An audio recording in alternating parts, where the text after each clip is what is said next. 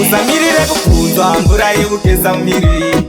Iwe chiyera bebi, ngazi yauchamuka zvimwe fungawo wega mudiwa. Kana uchida kugara napanguva komushe iwewe, mupe respect, attention, dedimamuka se communication, dedikurise. Kana uchida kugara napanguva komushe iwewe, mupe respect, attention, dedimamuka se communication, dedikurise. Baby hauna nguva neni, ndikataura unondituka iyi ndozofunga kuti zvimwe hauna basa neni. Ndikatora uchasara nani, baby wangu ndoda mvura yekugeza, ndoda kuenda kubasa ona ndatononoka.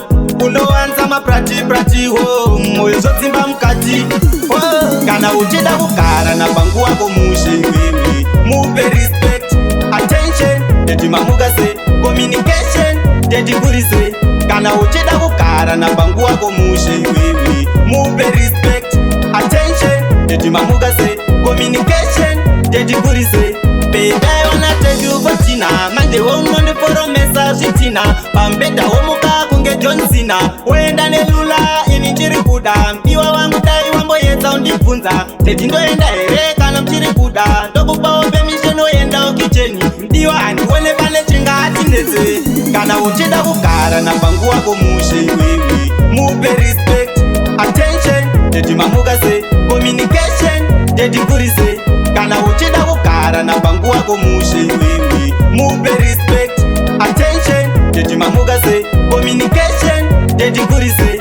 Baby hauna nguva neni, ndikataura unondituka iyi ndozofunga kuti zvimwe hauna basa neni. Ndikatora uchasara nani, baby wangu ndoda mvura yekugeza, ndoda kuenda kubasa ona ndatononoka.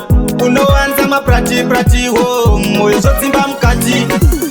Kana uchida kugara napanguva komushe iwewe, mupe respect, attention, dedimamuka se communication, dedikurise.